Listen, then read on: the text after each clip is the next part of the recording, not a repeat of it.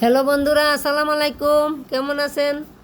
আশা করি ভালো আছেন। আপনাদের দোয়ায় আমিও আল্লাহর রহমতে ভালো আছি।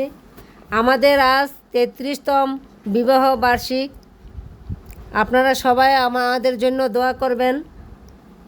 সুখে দুঃখে 32 বছর পার হয়ে গেল, আলহামদুলিল্লাহ।